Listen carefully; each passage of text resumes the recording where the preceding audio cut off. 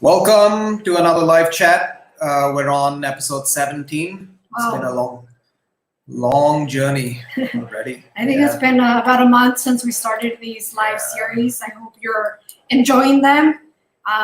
We sure are. I think it's been a different type of engagement that we've been doing with you all.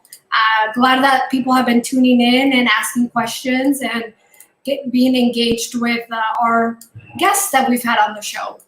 And today we have a very special guest. Yeah. I think somebody who people are pretty aware of. If you're a trail runner or even a runner within India, you probably know him or have seen him running or jumping around the trails. Yeah, like a monkey. Like a monkey, yeah. But, who's there? Gaurav's here. Hi Gaurav, how are you? Good evening to you as well. Rahul's in. Good vibes. Hey Rahul, I hope Singapore's treating you well. Obviously, we're waiting for you to come back and get to see you and get to run some trails with you. So, yeah, let us know when you're on your way back home. Who else is here? If you guys are watching, say hello so we know that you're in. And I think Monica is going to introduce our guest for the night. Yeah. Before I introduce him, do feel free to put in any questions that you have for our guest. Don't be shy. The more questions, the better, because we get more engagement with you all, and we want you to be open. And I know that sometimes we're shy and we don't want to ask a question, but do ask questions. So no further ado, I will introduce our guest for tonight, Kiren. Kiren has been running for over a decade now. He fell in love with the trail running and decided to move up north to Manali in 2016. Kiren is the only Indian to have raced and finished Spartathlon, which is a 246 kilometer race in Greece. And he has also finished some incredible races, such as the Yading Sky Race in China, where he placed 8th. He placed 7th at the Eger Ultra, which I think happens in Switzerland. I think so. Over the summer. And then he also placed 21st at the Marathon du Mont Blanc. And that's an incredible finish, because I know that's a pretty competitive race. Yeah. You have some big names out there. Big names, and through the UTMB course as well. So, yeah, incredible scenery there. Yeah. And also an H category podium at UTMB CCC. Yeah. And Kiren has also represented India at the Trail World Championships for 3 straight years, 2017, 18, and 19. And he's also been part of the Unived family for 5 years. Can you believe it? Yeah, 5 years. Way back in 2015. I remember the first time we met Kiren. It was at a pre-race event, pre-Mumbai Marathon. At that time, it was the Standard Chartered Mumbai Marathon. And a day or two prior to the race, there was a small little event. And we were there. We had a small kiosk and we had our products. Back then, it was the run pre, during, and post in the silver packaging without any branded packaging, just some stickers. Yep. And a little young Kiren walked in and chatted with us. So it's definitely been a long time. But hey, let me get Kiren in. I know you guys want to hear from him. Hey. How's it going? We don't hear you, Kiren. We're not getting your audio. We can see you. We can't hear you. Try. Can you say something? Yeah. Yeah. A little bit better. Yeah. You can try putting your headphones on again if you can try it again. I know it worked earlier. No, we don't hear you when you have those on. I think you need to lose them, man. Yeah, you'll have to. You'll have to unplug it, and I think you'll have to come a lot closer to your screen. No, we don't hear you at all. Do you guys hear him? Does anyone who's watching, can you all hear Kiren? Very weird. I have no clue why. Yeah. Okay. Can you? Yeah, now we can hear you. I know you're in Manali, so it takes some time for your voice to travel all the way down here. Yeah, it's a little slow. Yeah, Yeah. just I think it'll just help if you speak up a little bit. I'll try and get a different set of headphones. Give me a But this second. is fine. We can hear you This now. is fine. We can hear you clearly. All right. Okay. Yeah. So what's happening? How are you? I'm good. Yeah. Good. Yeah. I'm all good. Manali. How are you two? We're okay. We're the same. We're just enjoying bumming around in the house, running a little bit, working a little bit. Yeah. You got a treadmill at the start of the lockdown, so you've been keeping pretty fit. I'm trying, man. I'm trying. Happy and lazy over here. Yeah. So how are things over there? Are you able to run in the trails, or is that something that is not allowed within Manali? So for the first month of the lockdown till the 27th of April, I hadn't run a step, and we were not allowed to go up in the forest. We were not allowed to get out of the house except for groceries between 10 to 1 in the day. But since the 27th, we have been allowed to exercise in the morning. So 5:30 to 7:30 in the morning, we are allowed to exercise. I head out nowadays during that time. So about 2 weeks been able to run. Yeah. Do you have cases up in Manali as well? So we're pretty lucky actually. Not a single case was reported here, but it's on the 3rd or 4th they had a lot of people that traveled back. So they got like students and people who were stuck in various parts of the country. They got back. So they got a little more like strict once again. And we have like people who have come into the village that I live in who have come from out. So guys have been keeping a check on them, and there was one case about 60-70 kilometers down the valley, and that person ended up passing away. He was also another guy who was traveling up. That's the closest we have a confirmed case there.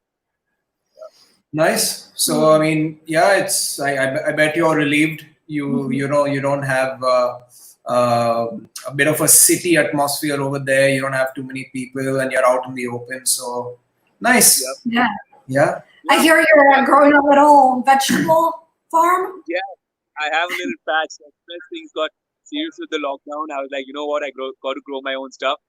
But almost 2 months, and it's just about sprouting up. So I think I'm a little late on farming for my food. But I'm fairly lucky that way, like not stuck in a flat or in a building. I have a nice field in front of my house and a small little building that I live in. So fairly lucky that way that I'm stuck in Manali. That I live in. Speaking about Manali, one of the questions that everyone always has about you is, when and why did you decide to leave city life and move up to Manali? All right. So I have been coming to Manali since I was 13 or something. I came here as one of those school groups for a trek, and then I did a basic mountaineering course over here. And after that, I came leading a couple of groups as well. So I was familiar with Manali for a while. I was in college in Bangalore studying, and when I decided that I wanted to sort of run full time and get into trail running full time, Manali was sort of like the easy option for me to choose. And I just decided to pack my bags one fine day and head up to the mountains. And how's it been how's it been since you've made that decision? It's a big decision to just suddenly decide, hey, I'm gonna put everything in all my passion that I have for travel.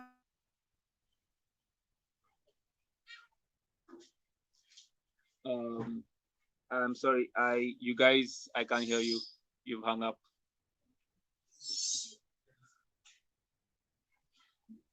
All right. I can't see you guys. Things have hung up.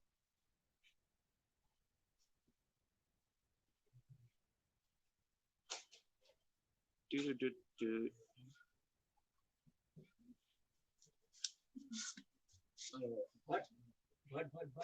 Bar check कर सकते हैं कि video चल रहा है. Oh, नहीं, their net went just went. हाँ.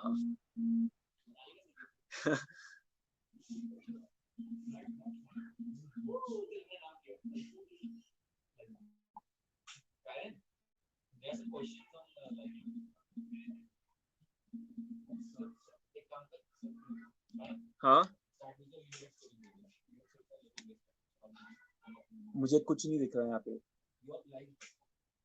अभी मैं लाइव नहीं हूँ, मैं निकल जाऊँ. मैं व्हाट्सएप नहीं, मुझे पता ही नहीं चल रहा है कि नहीं ना, मुझे पता नहीं.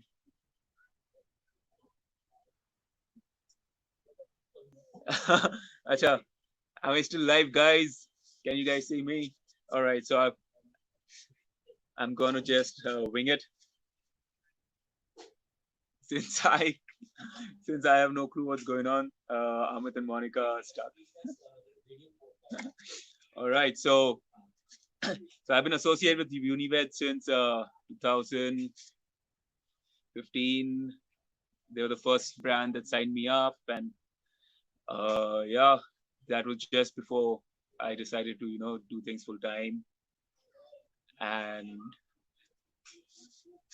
yeah, I'd run CCC, if I'm not mistaken, the first year in 2015 with their products, then Sparathlon, and throughout the years I've tried a bunch of their products, new products, a lot of them during races. I remember trying the Ultra Butter before it was launched as well during Sparathlon. It's been a good journey with them so far. Trying to see how they can join back.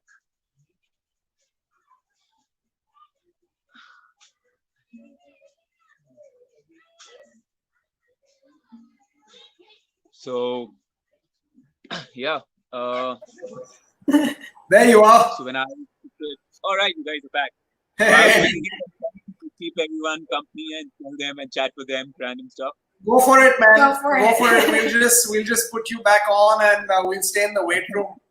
So I was just talking about how we've gotten so old, 5 years since we met each other, and how it's been a pretty cool journey being a part of Unived. From trying out a bunch of the new products. I remember trying out, I think, the Ultra Butter right before it was launched during Sparathlon. Yeah. And the gels also around a similar time, if I'm not mistaken. Yeah. And how the products have changed over the years, and how it's been interesting to be part of the whole journey, right? Like the feedback that we give, and the fact that you guys include us in the whole R&D to quite an extent. It's pretty interesting, yeah, and it's fun to be part of it. So, yeah, it's definitely fun. I mean, I very clearly remember the Ultra Butter journey because that was right at around the time of Sparathlon. I remember we spoke with Hendrik a lot as well about it because he was here back then and he was very active with you in the whole Sparathlon journey. So yeah, it's. But anyway, this is not about Ultra Butter. This is about Kiren and trail running. It's a ton of fun getting when you receive a product with different packaging and it's like top secret. Don't worry. Yeah. I have a couple of things in the house which have a lab sticker on them right now. So there's always something brewing. But yeah, you are asking something about. Yeah. So after you decided to move to Manali, have you ever looked back, or have you ever thought, why did I do this? Or have you always been, forward thinking? So, when I decided to run full time, I left my job and I hadn't yet shifted anywhere. I was living out of a bag.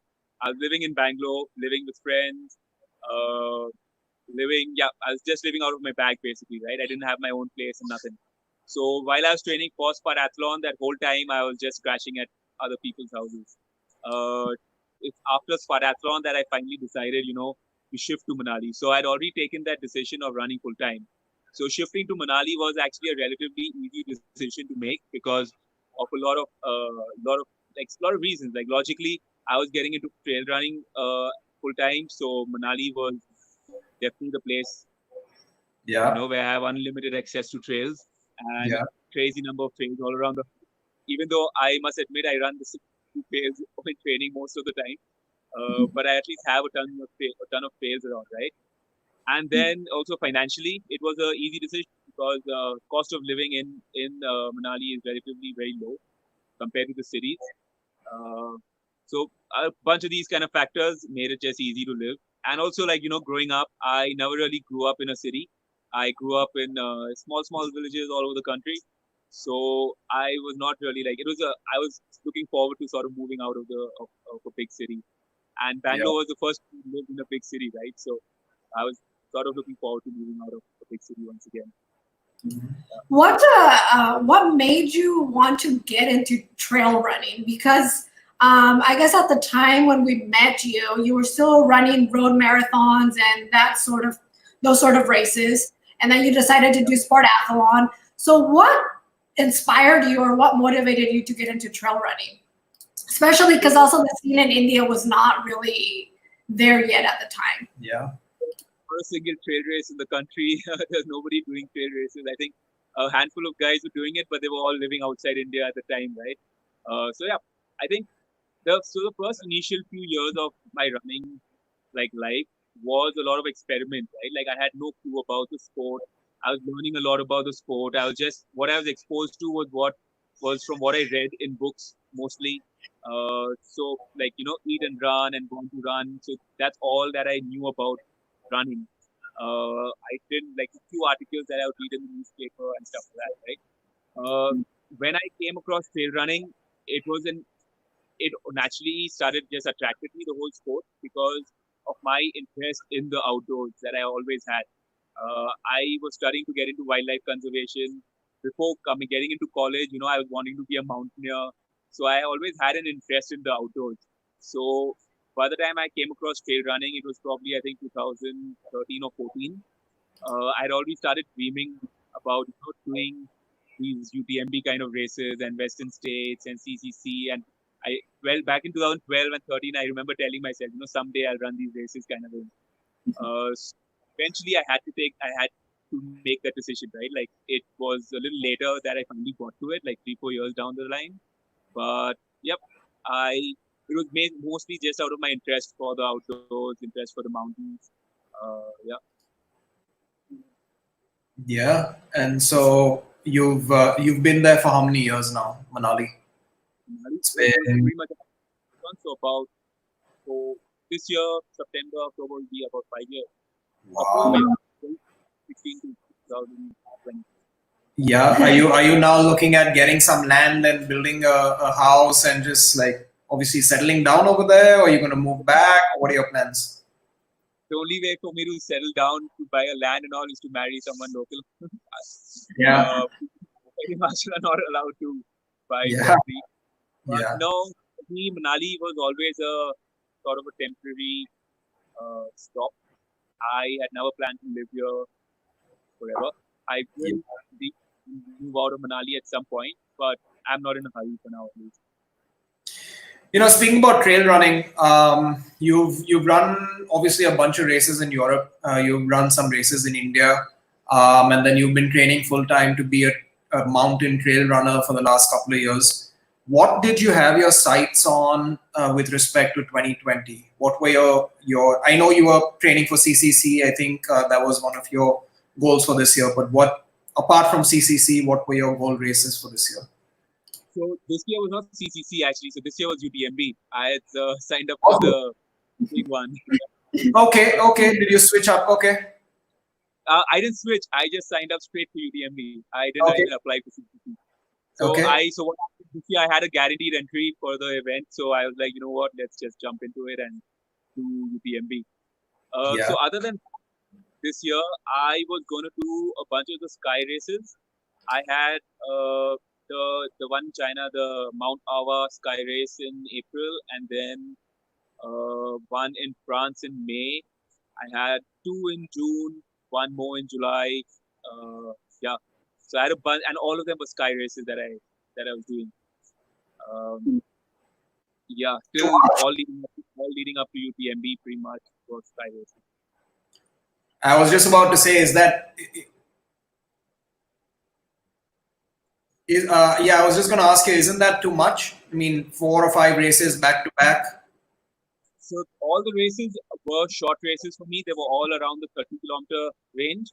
Got it. And the only race that was long in the sky racing series was the one in Norway. I forget the name. The one in Norway is, I forget the name. It's Yeah. in July, early August, but that was the only one that was about 50 kilometers. Yeah. All the other races were about 30, 32, 33 kilometers around. And what is the difference between a sky race and a regular trail run race, or isn't it the same thing? I mean, technically, yeah, they're both on trails, but the sky running series is slightly different because they are usually shorter distances, and they're also, I mean, technically, if you look at how they describe it on the website, it's that any race above 2,000 meters, and they're usually short distances, so something like that. But usually, sky running races are way more technical, way more steeper. Unlike a lot of like races like UTMB and CCC and Eiger, which is not like as steep and not as technical, and they also Yeah. are much longer. Yeah. Cool. I was also thinking when we met in 2000, I think it was 2015, early 2015, Jan.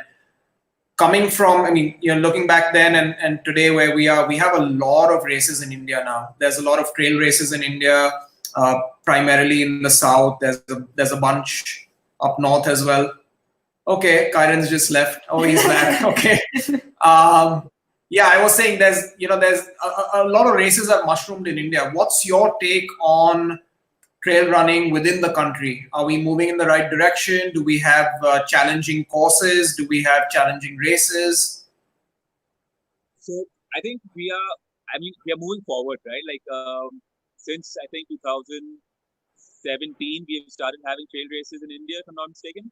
So compared to 2014, 2015, 2016, we have a lot more races that exist in the country now.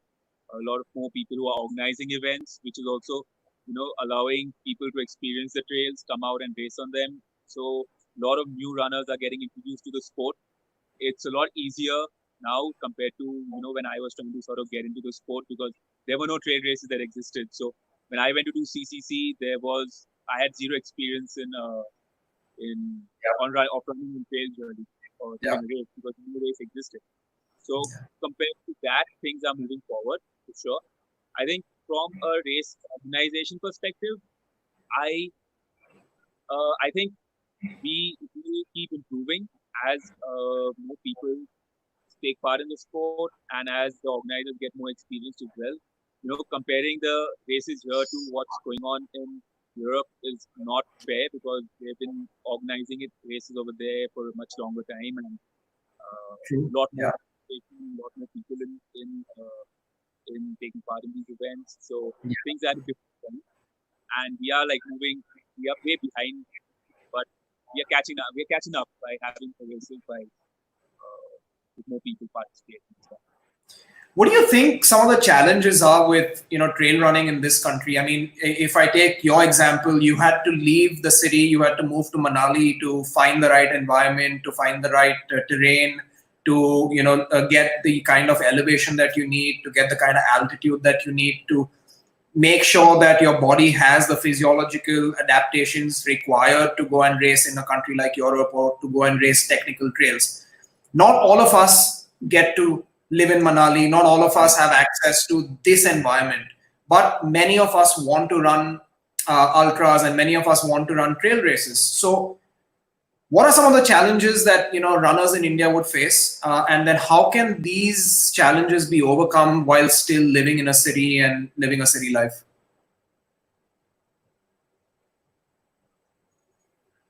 So, for me, one reason why I ended up doing this full time is because I want to try and compete with the best guys in the world, right? I want to compete with guys like Kiren and Killian and Jim. And that's my goal, right? Like when I'm starting at the start line. So that's the one reason why I shifted to Manali, so that I could sort of work full time at my craft and try to try and be as close to the guys globally as possible. Yeah. But I think if I was not necessarily trying to do this like competitively, I think I wouldn't mind being in the city. It is a little more work. Like you guys, you would understand, right? Like organizing the Unived Trail Running Club, and you have to travel out of Bombay a couple of hours every Sunday to get access to trails. But that's the way that's the way we can do it over here, because we don't have access in the major cities at least to trails so easily. So every other weekend, like how you have the group in Bombay, so you can have little groups in various cities, meet up on a Sunday, drive out of the city, access some trails around there. Yeah. At least that's a good way to sort of get into the sport and do it regularly. And then, once you're serious and you have time, like you do travel quite a bit, and I think quite a few people do end up traveling, right? So you're always welcome to come up to a place like Manali if there's like a 3-4 day weekend, and access the trails around here, or travel anywhere basically. If you're in Bangalore, you could just go to ET and you should go for a few days and stuff, right? I mean, we are definitely not in a place like how like Switzerland and France and all, right? Like where the trails are so much more easily accessible, and you can afford to live in a mountain town, right? And sort of do a lot of things. So actually, we are not in the same boat, but yeah, with what we have, you have to just try and figure out the most of what we have, and yeah, in the So cities, if you get groups, so it start. yeah, I mean, and now that you're there, full time, what's your training like? Are you running 7 days a week, 6 days a week? Are you doing a lot of strength work? Give everyone an idea of what a typical week of training looks like for you. Uh, During lockdown, it's been very, very different. But Before lockdown, forget the lockdown. normally Yeah. it's running twice a day. I run about 6 days a week. Out of that, I run twice a day, pretty much every day. It's two types of runs. One sort of a very chilled out, easy run, either in the morning or evening, and the other run is a little more probably like a focused workout or training run. Um, they vary throughout the week. Usually, I still do the long runs on the weekend. I think my mind is sort of set from what I'm used to, right? Like Sundays are for long runs kind of thing. So it's very similar. Saturdays, Sundays are usually when I do my long run, and it's early in the week when I do shorter, faster workouts. A lot of my long runs are not just going out for 3 hours. They are sort of going out like on a trail somewhere and going out for a couple of hours, and keep packing up all my food and stuff in my running vest and just heading out on the mountains for a few hours. Um, so that mostly it's running twice a day, and then I do a bit of strength training. But when I'm like in March before the lockdown, I had sort of started touching 100 miles, 200 kilometers kind of weeks. So those weeks I end up not doing much strength training and being pretty tired. So strength training in those weeks is pretty basic. But the weeks that I'm doing very little running, so when I'm doing like 100, 220, 130 kilometer weeks, then I do 3 days a week of strength training as well. And the strength training is different. It's not just just the legs. I do legs, core, upper body, all these kind of things. I also sort of do a bit of rock climbing once or twice a week, not that often, but once or twice a week for sure. And I also use it as a good way to sort of exercise my core and my arms. I have skinny arms when I run, so Twice a day. Do you nap between your sessions much? I don't like sleeping in the day at all. So once I'm up in the morning, I don't sleep in the day at all. I hate that, and I usually find I wake when I sleep in the day. I feel a lot more tired when I wake up. So I do sort of lie down, read a book, relax in between. That's for sure. I take it pretty easy between sessions, but I don't sleep. Interesting. I eating good food and drinking a lot of water in between workouts as well. So, yeah, it's like a robot. I have put a steel glass everywhere full with water the whole time. Wow, that sounds pretty intense. 6 days a week and 2 runs a day. I wonder, people who are watching, do any of y'all do doubles? We'd be interested to know. Yeah, anyone here run doubles and then every day for 6 days at a stretch? I mostly do like some 10 runs in a week, almost pretty often. Yeah.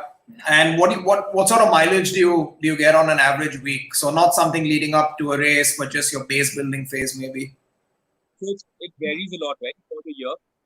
Usually I am around 130 to 150 range, in that range most of the time.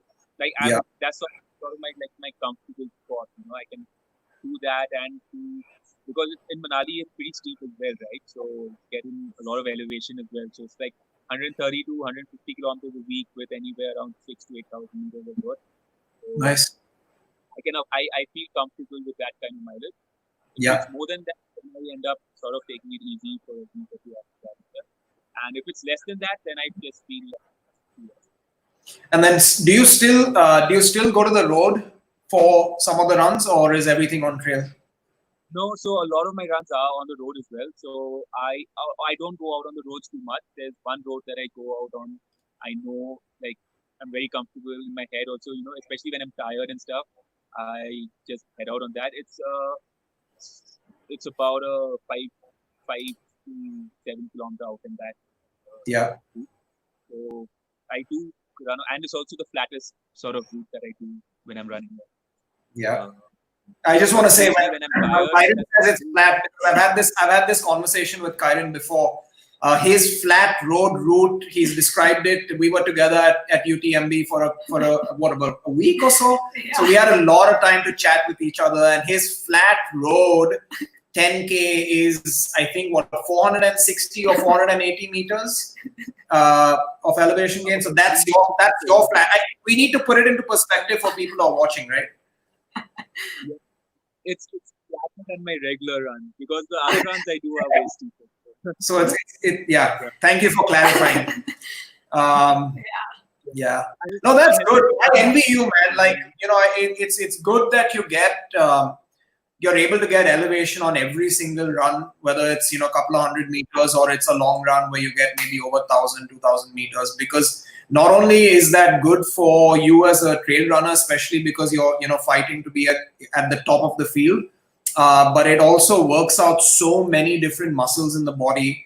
Because when you're climbing, you're building muscle, you're working the small little hidden muscles here and there, which you really don't get on flat pavement, because you're just pounding the same gait cycle day after day. So I envy you.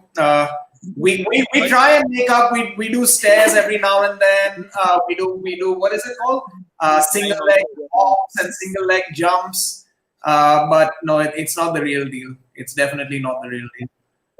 I do miss running on like some really, really flat stuff. I do miss that once in a while. For sure. Yeah. Well, so it is true. The grass is greener. If that's saying, there is some truth to it. Yeah. What are you drinking, man? Is it hot chocolate? Coffee. Is that, you said coffee? Yeah. I said coffee. Coffee. Wow. Yeah, it's pretty late in the day for coffee, I think. I was going down for water, but Ram Bhai was getting coffee ready for everyone, and so this is like the time when Nasogi Gymkhana sort of opens up. Like, everyone around here is out in the house here and sort of working out, and you have all these guys with shirts just pumping iron and we've working out. Ram Bhai makes coffee. Okay. We've been drinking some really good coffee in the mornings, and just a couple of days ago, I was telling Monica, I was remembering Moody's, if you recall. Like, oh man, I can't make it like Moody's. If I could, then I bet Kiren would be here saying, "Hey man, here's some money. I want a flat white." I would have been in Bombay by now. Yep. I know. Yeah, we missed that place. I really hope I can make it back to Saudi this year for UTMB. Yeah. Like it. So. Yeah. What questions do we have for Kiren, guys? if anyone has specific questions, I have a couple, and then we'll get to questions in the chat room.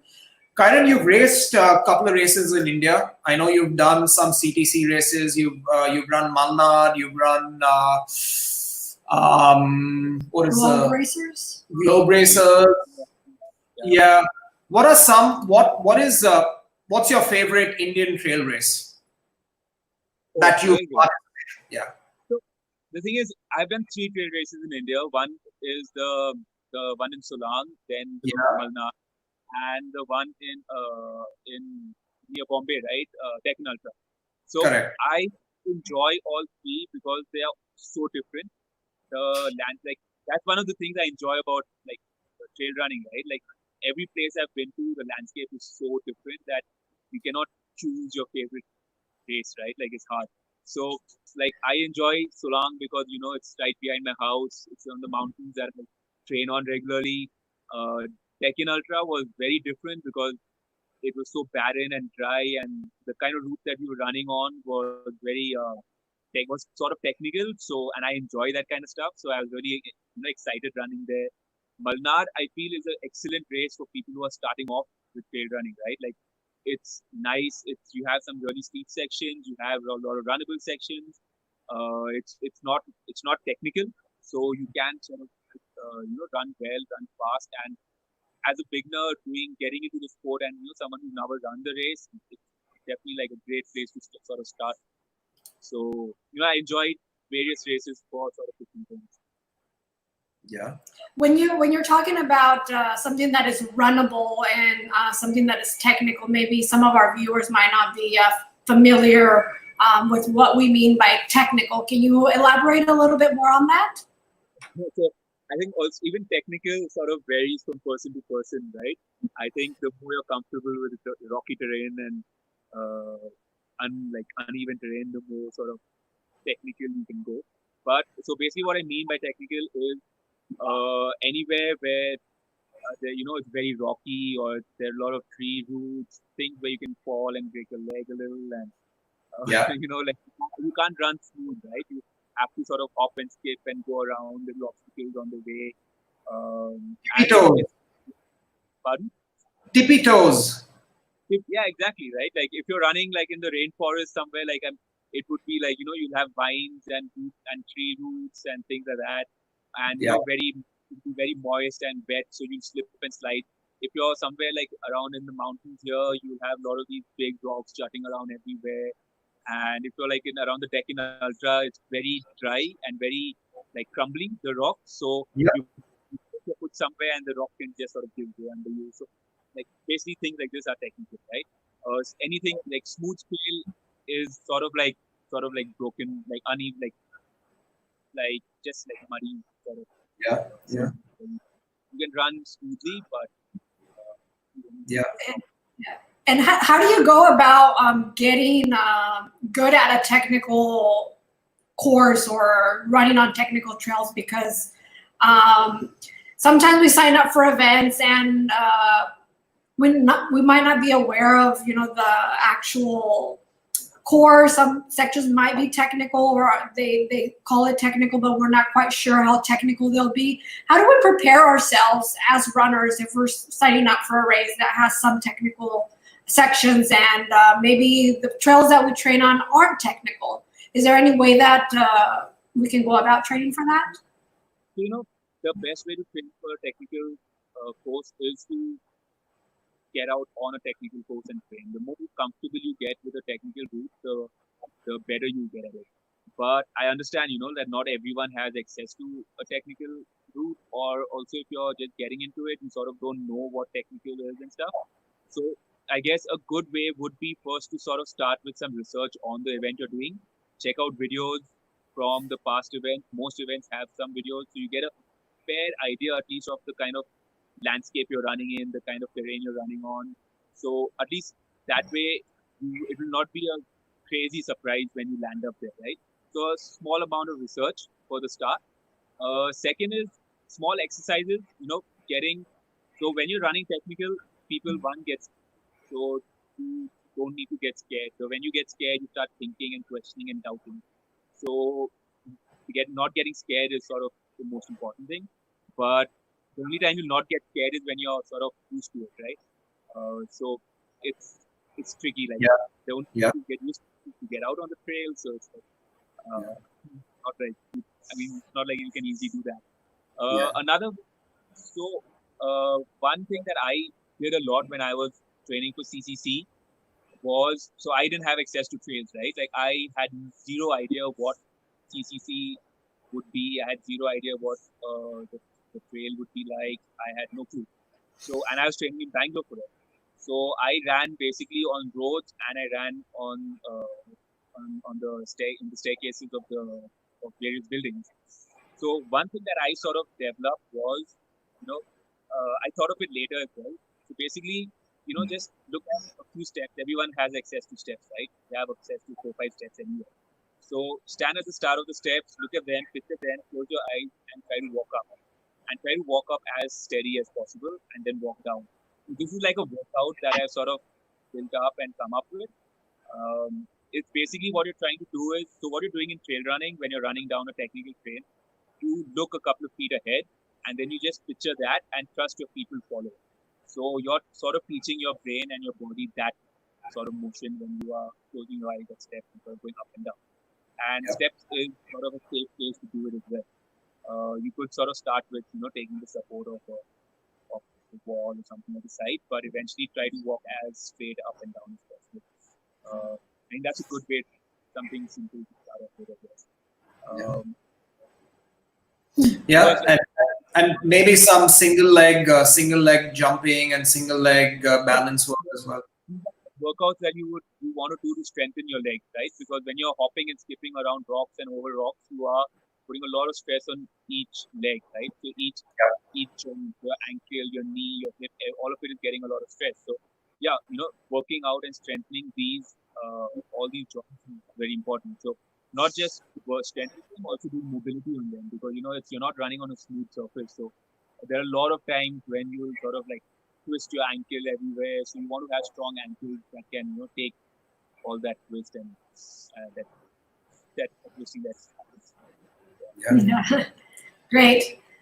Yeah, because technical trails. I the times that we've ran with you, I mean, you're just, seeing you run down technical trails is just amazing. I'm just like, wow, how does he do it? Because you're just hopping and skipping. Yeah. I really enjoy it, and I've fallen down like a couple of times, and all those times have been my fault. Once I fell down in Chamonix because I was running on the trail and using my phone and sort of checking WhatsApp or something. Another time was in Manali itself, when I was running down this technical sort of section, and there was an old man sort of looking at me and lifting wood and stuff, and I turned to him and said hello, and I tripped him. My own mistake. That's a great. It's a great lesson in itself, right? When you're on the trails, focus on the trails and stop stargazing, as they say. I just get lost in my head a lot. Yeah. So that's why I always fall. I have never fallen like. Yeah. And it's always on terrain that I'm very comfortable on. That's another thing. Yeah. I'm gonna get some questions in from the chat room. Santosh is here. He says, what is one bit of training advice that you would give new runners who are getting into trail running? Some new runners get altitude sickness. How can they deal with it? So I think altitude sickness, everyone gets it. I feel it. Like if I have not gone up to a certain altitude for a little while, like if I go up to 4,000 meters now, since I've not been at altitude for a while, like I'll get it. So altitude sickness, everyone will get it. But when you're traveling to the mountains, to the higher altitudes, you need to be aware of that and take that precaution of acclimatize well. Especially if you're going above 3,500, 4,000 meters, first you want to definitely do that. Irrespective of whether you're coming to run, even if you're just going to travel, right? Like when you're traveling above a certain altitude, you always want to take those precautions. As for training advice, I think one advice is hard, but I think the basic thing would be, to have fun, to get out there, just enjoy it. Don't worry about the times. Enjoy the views and the fresh air and the wind blowing and the trees. Enjoy these things. I think that's why trail running is picking up and getting popular, and that's why if you lose that, I think you also sort of miss out on those basic things why you want to do trail running. So just go out, have fun, enjoy the sunsets and the sunrise, and we get access to because we are out in the wild and away from the hustle bustle. But other than that, of course, trying to um, train as specifically as possible as well to any event that you're going to be taking part in. The more specific you can train, the better you'll be prepared for that event. And that I think goes for any event, not just trail running. Even if it's down the road. Awesome. Nilendu's here. He's like, how are you keeping your competitive mental setup intact when there are so many races getting cancelled? So yeah, you mentioned earlier in the chat, you mentioned 5 or 6 races that you had for April, May, and June, and then of course UTMB. I'm assuming everything is cancelled. Are you going easy in training? Are you still training hard? Have you switched from peak phase training and sharpening to back to base building, or what are you doing? So a lot has changed. I by now I should have or by originally have done 2 races, but I think I've not been too worried about the fact that races have gotten cancelled. I think with the way things are going on in the world, I think cancelled races are sort of. And there are other important things that we need to sort of worry about. But of course, I feel that it's sort of it's not.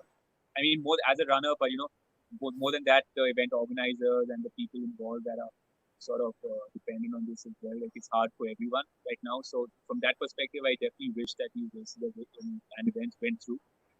Personally, from a racing perspective, I have not been too worried that the races have gotten cancelled. I naturally have had to change my plan big time. Like I would have been speaking for a few races, running, traveling.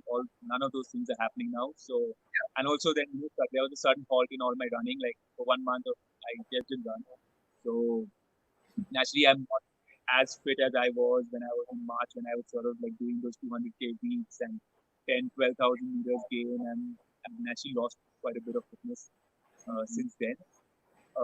But I have sort of refocused what I want to do with my year.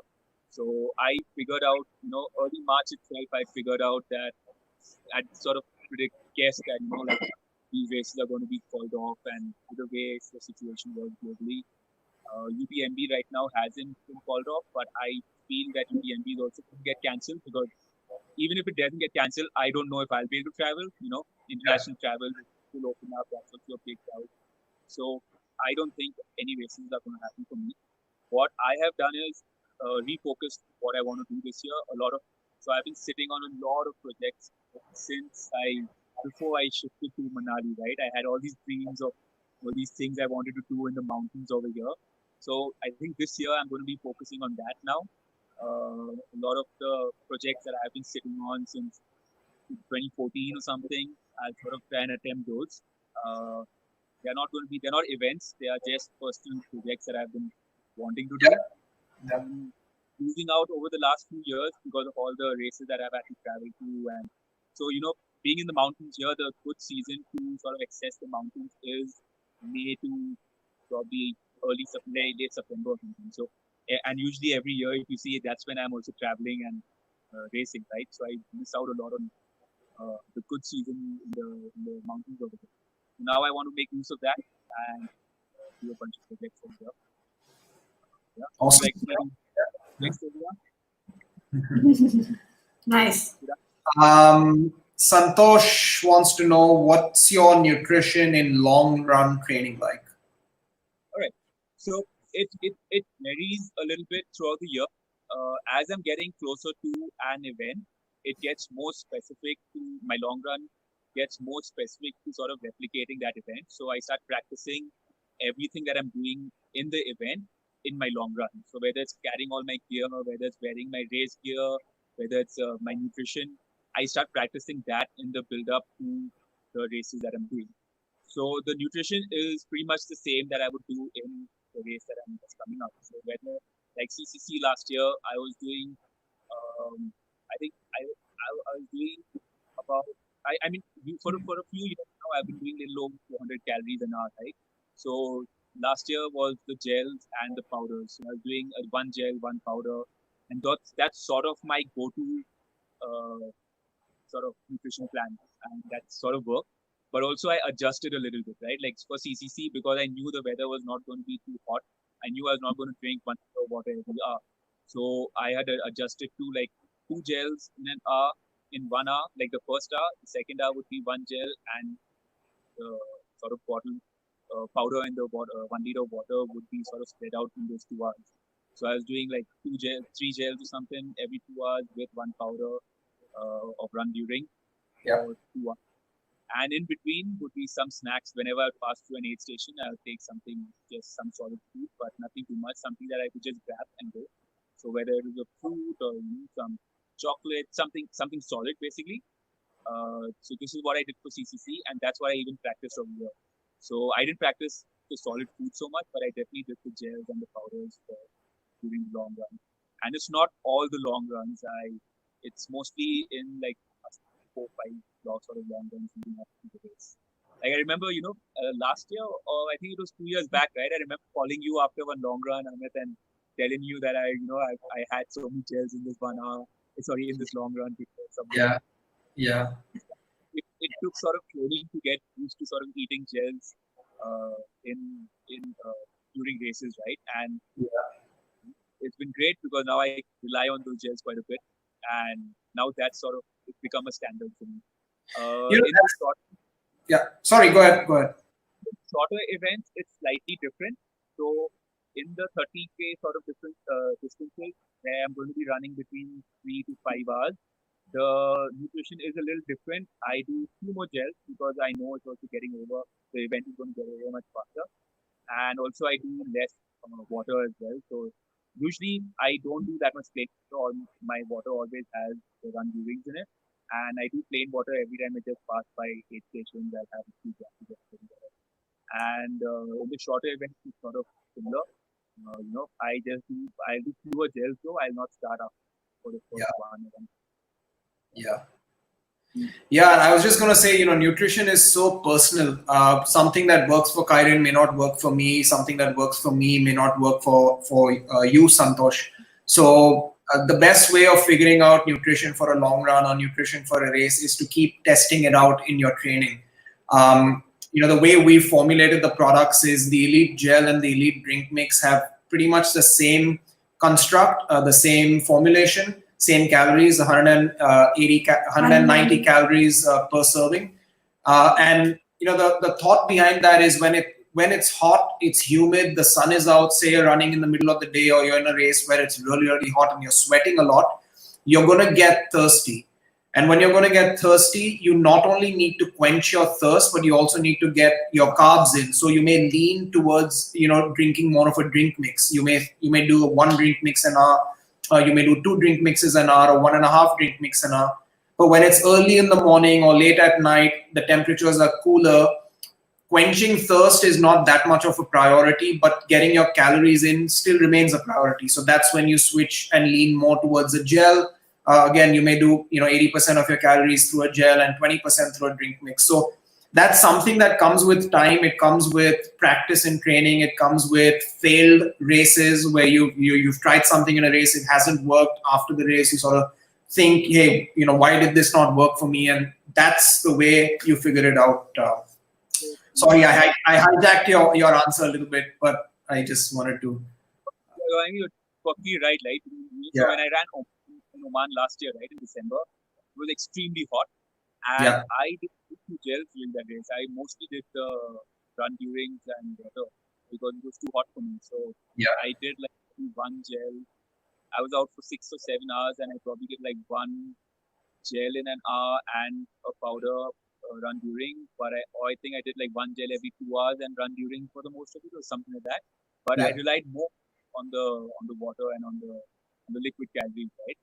And also like all practice, right? Like I remember it was a stadium run in 2015 or something, where I had bad stomach issues because I used gels and I had not trained with it. So it was like the first time I did gels and I did it during a 12-hour run. So things like that didn't work. And since then, I I've tried to learn and practice everything, right? So everything that I'm trying in a race is already sort of worked on and practiced, and nothing new. Yeah, one thing I always tell people is try and find your sweet spot in terms of calories. Try and figure out during your long runs how many calories you really need. You may need anywhere between 200 to 350, 380, 400, again, depending on you, depending on how fast you're going, depending on your metabolism. And then once you figure out and say, okay, I think, I can sustain a 5-hour run or a 10-hour run with 250 or 300 calories an hour, then you can break it down further and say, okay, from the 300 calories, I'm going to get 120 from a gel and the remaining from a drink mix, or I'm going to do a gel and a drink mix and maybe some solid food, maybe grab a fruit at the aid station or something. And also, it sort of changes a lot with distance. Yeah. Like if you're going to be running longer, you sort of want to start doing a little more solid food. At least that's what works for me. Like Yeah. the longer, a little more solid food to my whole nutrition plan. Yeah. I don't know if you remember, but earlier in the start, like 2015, 16 and all that, I never ate that much while running. That has changed a lot. Yeah. Now I know I very clearly remember the conversation we had. It was a really long talk too. I think we spoke for about an hour and a half or 2 hours on the day when you literally flick the switch. Because before that, you hesitated consuming nutrition during your long runs. And then I think you spoke with Henrik. I keep going back to Henrik. I think it was a conversation you had with Henrik and you tried it and boom, it was like a whole new reality for you. And then we had a conversation. So, was during the phase when I was absorbing a lot of information from a lot of people and about food and like I never did nutrition, right? But suddenly I've switched and now I know I do 400 calories at least every hour. Awesome. And I remember telling you for that and you were like, what? I didn't do too much. Yeah. But Santosh, I hope I'm just coming back to Santosh. I hope we've answered you. If it's confusing, Santosh, please feel free to reach out to me and I'll be happy to talk to you more about nutrition. Moving on, Nilendu is back. Any plans to race in the US or in Latin America? Yeah, for sure. Latin America, yeah, for sure. Like I do want to do the hard rock and the Western states and all the big ones. And also the one in Alaska, the short one. What is it called? Oh, wow. Memory is getting bad. Mountain something. I can't remember. Mount what? I can't hear you. We can't. Yeah. Mount Marathon. Okay. Yes. Yeah. I definitely want to do these races for sure, and I will as well at some point. I have to just sort of fit it into my schedule and my plan for the year. And also, like, I want to go and go there and train with guys like Hayden and pick their brains and sort of hang around. Gautam wants to know, do you see any wildlife at all? So I have snakes, fox. I have come across bear bug marks, and I've also seen in the monsoons the bears are active and then they're moving around in the forest behind. The grass tall, so when they sit in a place, they sort of flatten out that whole space. So you can sort of I've seen kind of places, but I'm not there luckily. Just these pretty much. A lot of birds, and I know there are a couple of leopards that are moving around in the forest behind here, so I hope I don't come across them. Nice. Where were we? Santosh has another question. Do you change your socks during a race? So I don't change shoes. I don't change socks during a race. It's not that I don't want to. I do keep a spare of my pair of socks and shoes in my drop bag. It's just that I've never felt the need to access it. I keep it, just in case I feel like I need to change. But I have not had that yet. Like it's been in all the races, whether La Ultra in 2014 or Spartathlon or CCC. I always keep spare. I keep a spare of everything: t-shirt, shorts, everything, in my drop bag. But one reason why I don't use go access the drop bag for the spares that I have is because I hate sitting during a race at an aid station. For me, aid station is a nice feeling to get to, but also once I get there, I want to leave as quickly as possible because it's very easy to sort of get there and while away time. So usually I get to an aid station, say hi, bye, look at all the friendly faces, thank those guys, and get what I need and try and get out. So I very rarely sit down during the race. Even Spartathlon, I sat down in the whole race. Do you ever think about going back to Spartathlon? Because I know that you wanted to finish that race much faster, and unfortunately, due to an injury, you sort of had to slow down. So is Spartathlon on your plans? So I will, and Badwater, Spartathlon, I will definitely do these races. But for now, I am trying to. That's why the sky races and stuff. I want to just focus on the shorter stuff and not get carried away and do the longer stuff too soon. That's why I haven't really tried to attempt another 24-hour race for a few years now, and I don't plan to as well for a bit. I think the next few years will be focused on the shorter events. UTMB was just that one thing that I was like got carried away, and I was like, you know what, I'm getting carried away. Let me just take it. I was otherwise going to do CCC again, but I got a little carried away there. But I would definitely do Spartathlon and in the future at some point, and I hope I'll do it, try and do it much faster than last time. Awesome. I think that's all the questions that we have from the audience, and we're coming to the end of the show. But we have a small fun round, quick fire round for you. So I'll let Monica start off. Best trail race experience that you've had in India? Oh, in India.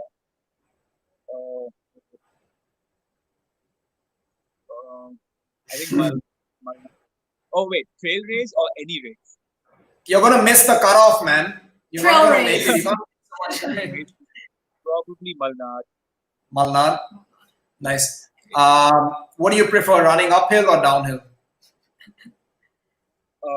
When I'm going uphill, it's the downhill. That's what I want to do. When I'm going downhill, eventually I want to be going uphill. Okay. So both. Yeah. Both are painful, right? Like when you're going uphill and it's all paining, you are like, oh man, I just want to get done with this climb and go down. But when you're descending, long descent, and you're like, oh man, when am I going to move uphill again? So I would have thought you would have said downhill because you fly downhill. I love downhills, that's for sure. Like that's definitely my favorite. I was just trying to be a little, I think we know. I will probably know the answer for this one. But do you prefer technical trails or non-technical? Technical trails. Any day. There you go.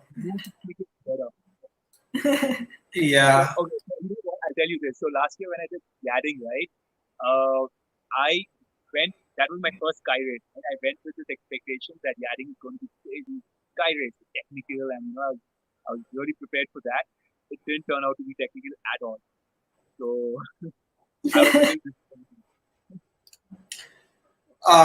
what's your preferred race distance, 50K or 100K?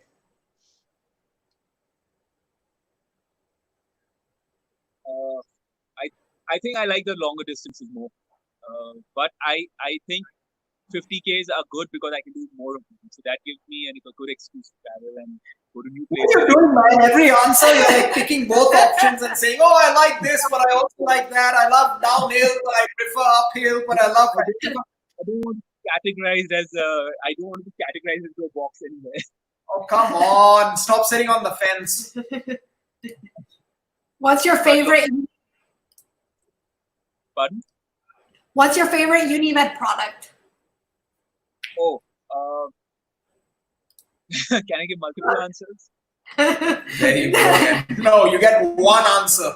Otherwise, you're kicked out. Okay, it has to be the recovery mixes, both. the recovery mixes. Yeah, awesome. So, That's so I do the recovery mixes during a race as well, but I yeah, use it as a way to sort of give myself a pat on the back kind of thing, like a gift to myself during the race. So usually I keep the recovery mix for, you know, like after I'm done with 70 or 80% of the race, because I'm like, that's when I'll have it, and it's something that if I'm happy with how I've made it to 70% of the race, I'll sort of treat myself with something. So that's what I treat myself. awesome. Nice. And then, do you prefer hot weather races or cold weather races? Cold Cold. any day. I can't. 30 degrees and above, it's too hot for me. Oh, 30 is hot. 30 is hot. Yeah. Yeah. I mean, yeah, 30 would be hot for a lot of us. Yeah. Yeah. Cool. Great. Cool. What's the weather like right now? He's wearing a Are jacket you right freezing? now. I swear, please, How many layers do you have on? just one layer, but please. Nice. Yeah. Yeah. We're pretty much in really hot weather conditions. Bombay's I know. pretty hot lately, so it's been really humid. Yeah. I can't live with the heat. I can't deal with the heat at all. Do you know I don't even own a fridge over here because we don't need it. You don't own a fridge? Is that what you said? Yeah. Wow. I don't own a fridge. Wow. Well, I guess you don't need to, right? You just keep everything outside and it still stays good. So, Yep. yeah. I don't. Awesome. Still sleep with a blanket in the night. Still chilly. Yeah. Well, we have this is an unusual one. There's a question for us. We'll try and answer it. Will the live shows continue post COVID? Yeah, absolutely. This was an opportunity for us to focus on something that we don't really get time to focus on because we're always busy with working on R&D projects and operations, and we have our own manufacturing unit, so we don't outsource any of our production. We do all the production for all our products in-house. So we are pretty busy because we have a lot of stuff to manage, right, from raw materials and packing materials and so on and so forth. So yeah, we got a break and we decided to start this, and yeah, I hope we can continue. I guess the benefit of working from home is that we're not as stuck in traffic. So at least almost 2 hours of our day is pretty much saved because we're not driving back and forth to office. Yeah. So that's been the good side. So that's given us some free time in the evenings to do these live shows. So we hope that we can continue these with time. And but let us know. Let us know topics that you'd like us to cover, people that you'd like us to have on. If you have specific, requirements, requests, maybe about nutrition, about a race director, about an athlete, just let us know. Put it in the comments below. We'll try and get through to them. We'll try and give you guys a good show. Yeah. This has been a good show, though. It's been nice to chat with Kiren after a long time, man. The last time we were together was in Manali. Yeah. Last time we were together was in Manali. Kiren and I were both at Solang. And we raced, and Monica. I raced. Monica raced as well. So all of us raced. Yeah. Kiren and I went 30. Was it a 30K or 33? I'm forgetting. 30K. 30K. Yeah, it was 33. Yeah, 33. So, but yeah, we got to Manali. We got to hang out with Kiren for a while and eat soy chap in the Manali market, which was awesome. Oh, the chap. Oh, Yeah. That has been closed for a while. I can't wait to going to open up. Yeah. Great. And I came across that chap only like 1 or 2 months before you guys came there. Yeah, it's so good, man. It's so good just sitting there and eating that chop with the little toothpicks over there. So, but any final words that you would like to say, Kiren, regarding trail running and maybe some inspiration for those who are looking to get into trail running? Once the lockdown opens up and you can travel, buy a flight ticket, a bus ticket, and head over to Manali. Not trails here. I am always excited to sort of have people over here, and show them around and take people around. And I do end up offering it quite often, and very rarely people actually take it up. So it's all right. Hey. But yeah, for sure. Like I think, stay safe for now. Take it easy. Things will turn around for the better at some point. And then come over to Manali. We'll run around together, all of us. Awesome. Well, hopefully we can do a live from Manali together at some point. We'd love to come back. Ahmed, can you hear me? I can hear you. Yeah, pretty clear. I was just saying, hopefully we can do a live show from Manali next time. It'll be great to come back. Right. But it was good chatting with you, Kiren. I think you you're guys. up now. I think you're breaking up. I think your coffee is over, so there's no juice left. Your video is breaking up a little bit. I don't know if you can hear me, but it's been great. Thanks for tuning in, guys. We're gonna wrap up now. Yeah, we're getting broken audio from Kiren, so I'm just gonna speak over his voice. But yeah, thanks for tuning in. We're speaking with Shibani tomorrow at 7. If you don't know of Shibani, she's an awesome runner. She's a trail runner. An ultra runner. She has run multiple 12-hour races and ultra marathons. So it'll be great to sort of get her perspective on ultra running in India. And she'll be talking about how to stay fit during these times. Yeah. So she has some special tips for us. It will be great talking to her. And if you don't, it would be great for everyone who doesn't know her and time to get to know her. Yeah. All right, Kiren, I think you're back. It's time to say goodbye. See you in Manali, or if not, see you at Moody's. For sure. Yeah, definitely. And was that pizza place next to Moody's? I don't know the name of that. Yeah, I forgot. Anyway, it was so good. Anyway, man. I also had found a couple of cool things, new cool things in Chamonix. So, Genepi, we got to try that when you come there. Okay. On the list. On the list. The beer. Oh, yeah, definitely. Yes. Definitely. We'll do that. We'll do Moody's in the morning for coffee and then Genepi in the evening or in the afternoon for beer. So. And some peaches. And some peaches. Peaches. Sounds Yeah. good. All right, Kiren. Nice catching up with you. Take care. We'll be in touch. Thanks, everyone. Have a good evening, and we'll see you all tomorrow at 7. Ciao. Ciao. Take care. Thank you, chat. Bye. Bye.